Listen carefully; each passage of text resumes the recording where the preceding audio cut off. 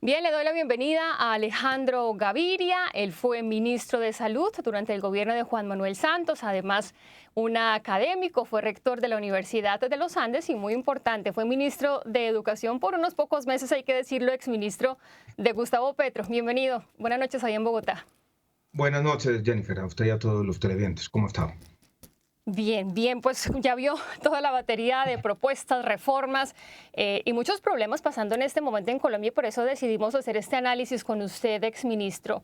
Hay dos visiones. Uno es que hay una improvisación y un desorden impresionante en el gobierno de Gustavo Petro que anuncian un fracaso, podemos decirlo anticipado, del primer gobierno de izquierda que hay en Colombia. Y por otro lado, otra visión es que todos estos sacudones que está viviendo el país básicamente son una consecuencia normal de todos los cambios que quiere hacer el presidente, que los prometió en campaña y que por eso fue elegido. Hagamos una primera aproximación antes de meternos en cada uno de los temas. Yo creo, Jennifer, que hay una tensión entre esas dos visiones. Ambas tienen algo de verdad. Yo creo que el presidente Petro o el gobierno del presidente Petro está ante una encrucijada, diría yo. Él tiene que decidir si va a renunciar un poco a esos principios más radicales en busca de un gobierno más eficaz que pueda llevar a cabo algunas transformaciones o se plega a esos principios y probablemente su gobierno será más ineficaz. Todo eso está mediado de alguna manera por una coalición en el Congreso que es frágil, porque une a algunas fuerzas de izquierda, el pacto histórico en Colombia, y algunas fuerzas de los partidos tradicionales de centro, y ahí también hay tensiones. Eso acompañado, y tú hacías un recuento ahora, Jennifer, de una agenda legislativa, de un conjunto de reformas que es muy grande. Yo nunca había visto en los últimos 20, 25 años en Colombia un gobierno que intentara una reforma laboral, una reforma pensional, una reforma de la salud, una reforma de sometimiento a la justicia, el plan de desarrollo, que es una ley de leyes en Colombia, una adición presupuestal, una reforma a varios de los códigos que regulan la actividad privada y demás. Esa es una agenda muy, muy compleja y seguramente no tendrá éxito en su totalidad. Quiero hablar de esas reformas porque como usted lo menciona, no caben casi que en la mano mencionarlas. Muchas veces la ciudadanía no alcanza a captar qué es lo que está pasando y muchas veces incluso los medios nos quedamos cortos para ir analizando cada una de estas reformas. Pero quisiera comenzar tal vez por el tema más coyuntural o perentorio, que es el tema de la seguridad, exministro. Tenemos este plan de paz. Cuando estuvo Gustavo Petro como candidato, él se comprometió a hacer cumplir el acuerdo de paz firmado entre el Estado colombiano y la guerrilla de las FARC, pero llegó al poder y se sacó debajo de la manga esta paz total, como él la bautizó, ¿no? ¿Le está funcionando? ¿Por qué no apuntó por la implementación primero de un acuerdo de paz que se había trabajado durante años y que de una u otra forma planteaba unas bases para generar seguridad y tranquilidad en una parte de la población en Colombia? ¿Cómo ve usted ese tema de la paz total, exministro? La paz total tiene un problema que incluso, Jennifer, no es un problema solamente de Colombia, es un problema latinoamericano. En Colombia, como está ocurriendo en otros países de la región, el Estado ha perdido buena parte del control del territorio. En la periferia del país, si uno recorre la frontera con Venezuela, si uno va al Pacífico, si uno va a zonas del centro de Colombia, el Bajo Cauca, por ejemplo.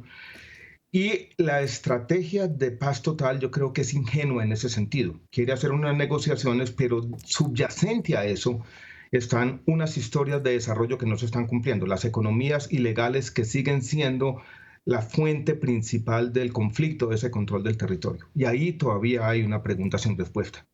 En Colombia la violencia está creciendo en buena parte del territorio, hay preocupación en buena parte del país. Y yo quiero, Jennifer, contar si se quiere una incidencia. En la última reunión que yo tuve con el presidente Petro, yo dejé de ser ministro de Educación hace aproximadamente un mes, yo le dije al presidente lo siguiente: usted fue elegido con un mandato de cambio, pero las preferencias del país, un poco las demandas políticas están cambiando rápidamente y habida cuenta de este aumento en la violencia, la gente está empezando a demandar otra cosa, cambio también, pero al mismo tiempo seguridad, certeza y asertividad en las políticas. Yo creo que el tema de la pérdida del control del territorio y la creciente violencia en buena parte del país es tal vez el principal problema que tiene Colombia hoy en día. Vuelve a serlo. Me pregunto esto y le espero la respuesta después de esta voz que vamos a escuchar, exministro, porque muchos dicen, después de Petro, con la llegada de Petro, todo se salió de control, no hay seguridad, no lo está haciendo bien. Pero miren lo que dijo Rodrigo Londoño, quien fuese uno de los jefes de las FARC y que ahora ya está dentro de la sociedad. Escuchemos. Los enemigos de la paz quieren hacer parecer que esta es un fracaso, y por eso a los firmantes se nos ha aumentado el riesgo. La verdad es que los riesgos a la seguridad de los firmantes de paz se han aumentado no por culpa de Petro, sino por la responsabilidad de Duque, que permitió que los grupos armados y las expresiones violentas crecieran, se fortalecieran y se asentaran en el territorio nacional. Su perspectiva, su opinión sobre esto que decía Rodrigo Londoño hoy justamente. Es paradójico de alguna manera que él dijo también, acompañando a esta declaración, que se sentía más seguro en el gobierno anterior que en este gobierno, que es una declaración dura. Yo creo, Jennifer, para decir lo siguiente, tú planteabas la pregunta como una discontinuidad, que viene Petro y todo empeora. Yo creo que hay una continuidad. Los temas de pérdida de control del territorio, de estas economías ilegales en buena parte del país como la fuente principal de la violencia, ha venido siendo la historia de Colombia. Hubo una especie de paréntesis con la firma de los acuerdos de paz. Tal vez todos subestimamos la dificultad de lo que vendría, pero ese es un problema que uno no puede asignarle ni a Petro ni a Duque. Yo creo que es un problema que viene de la historia, que es un problema difícil y tal vez el desafío más grande de la sociedad colombiana. Exministro, para cerrar el tema de seguridad, aunque nos podríamos quedar hablando todo el programa sobre esto, ¿qué pasa con el ELN? Algunas meteduras de pata, hay que decirlo al principio, un supuesto cese al fuego anunciado por el presidente Petro y no acordado realmente con el ELN, pero digamos que a diferencia de los otros grupos, el Clan del Golfo, bandas criminales y demás, van dando. ¿Cuáles son sus expectativas con esta negociación? Van dando, hay unos acuerdos muy generales que se han dado en unas negociaciones. Hay preocupaciones, incluso una preocupación el día de ayer en Colombia porque hubo combates en la frontera con Venezuela, incluso un menor de edad perteneciente al ELN murió en esos combates con el ejército, entonces el cese al fuego bilateral no es que esté funcionando.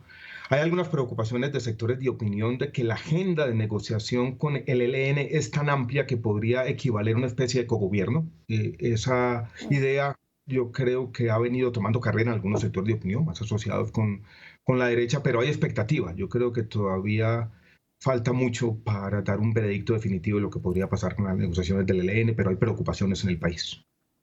Estamos atentos, por supuesto, al paro minero, que después de 23 días continúa ahí, Clan del Golfo, hay muchos temas que están encendidos en este momento en Colombia, pero vamos a pasar a las reformas. Ya mencionábamos algunas al principio, exministro, teníamos la reforma pensional, la reforma laboral, la reforma a la salud, pero vamos a recordar el momento en el que pues usted se entera, exministro, que ya no era parte del gabinete de Gustavo Petro.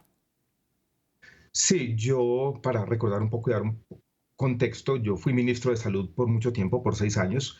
Entré al gabinete de Gustavo Petro viniendo de una fuerza política distinta, más asociada con el centro político, con una idea, Jennifer, de que uno puede tener acuerdos parciales entre diferentes. Cuando se presenta la agenda legislativa al comienzo del año y se presenta la reforma a la salud, yo fui bastante explícito en las reuniones de gabinete, dije que no estaba de acuerdo, mantengo esas preocupaciones con la reforma a la salud. Colombia tiene un sistema de salud que tiene problemas como buena parte de América Latina y del mundo, pero es un sistema de salud que es un ejemplo también de la región en algunas dimensiones, por ejemplo, lo que se conoce como protección financiera. Yo creo que la reforma a la salud, así lo he sostenido, así se lo dije al presidente en muchas reuniones, es inconveniente y podría llevar a una crisis sanitaria muy compleja, incluso también a una crisis de naturaleza fiscal, podría llevar a la quiebra del sistema de salud en Colombia. Y de hecho su salida sorprendió mucho, exministro, porque cuando usted hizo parte del gabinete de Gustavo Petro, una parte de la población se sintió tranquila pues, por su corte académico. Vamos a recortar ese momento en que Gustavo Petro pues, dijo no vamos más con Alejandro Gaviria. Agradezco los servicios prestados por los ministros Alejandro Gaviria, María Isabel Urrutia y Patricia Ariza. Con sus aportes han contribuido a enriquecer el debate y a iniciar los cambios por los que votó el país. Y los invito a que desde el lugar donde estén nos ayuden a construir este pacto social. Y usted se supone que tenía que estar ahí con los otros ministros y escuché que lo escuchó desde el carro, exministro. ¿Ha habido algunos cambios a esa reforma de salud? ¿Le sigue sin gustar? Hay unos cambios que se están negociando, incluso en este momento, con los partidos del centro en Colombia, los partidos tradicionales, el Partido Liberal, el Partido Conservador y el Partido de la U. Yo tengo algunas de las preocupaciones porque los cambios parecen superponerse al modelo que presentó el gobierno inicialmente Y la reforma, así lo han dicho varios observadores, y yo estoy de acuerdo con eso, podría terminar en un sistema de salud no funcional, una especie de Frankenstein. Eso me preocupa, me sigue preocupando. Vamos a ver qué ocurre esta semana. Se anuncia ya una reunión con el presidente Gustavo Petro y los jefes de los partidos tradicionales el día lunes, y estamos a la expectativa de que puede surgir de allí. Exministro, para finalizar, me queda por fuera la reforma laboral que en este momento ya se está discutiendo. Algunos la apoyan, por supuesto, siempre hay críticos. La reforma pensional que está a punto de presentarse. ¿Cuál es su balance? ¿Cómo ve usted el futuro de Colombia en manos de Gustavo Petro en los próximos 3 años y medio que le faltan? Mi balance es que uno podría dividirlo como en 3 dimensiones. Tengo una preocupación con el tema de seguridad. Tengo una preocupación menor con los temas económicos. Yo creo que el país sigue manteniendo la estabilidad fiscal y la estabilidad monetaria, y en los temas económicos yo creo que el manejo de la economía hasta ahora ha sido apropiado. Y tengo sobre todo una preocupación con el tema de salud, que es mi tema. Que las reformas sociales, en particular la reforma a la salud, constituya un retroceso. Entonces yo creo que el balance no puede ser de sí o no. Yo creo que hay algunas voces que son demasiado catastrofistas, hay otras que son más optimistas. Yo estoy un poco en la mitad, diciendo me preocupan los temas de seguridad, no tanto los temas económicos, y me preocupan más los temas sociales, en particular el tema de salud. ¿Le gusta el liderazgo del presidente Petro? El liderazgo del presidente Petro, yo creo que en algunos de los temas esenciales él tiene una visión que quizás yo comparto, la visión de que Colombia debe construir desde sus fortalezas, desde su biodiversidad y la diversidad cultural. Pero como lo dije yo, a ese liderazgo le falta un poco una visión más disciplinada en el ámbito de las políticas públicas para que se materialicen los cambios. Voluntad la tiene, falta un poco de método.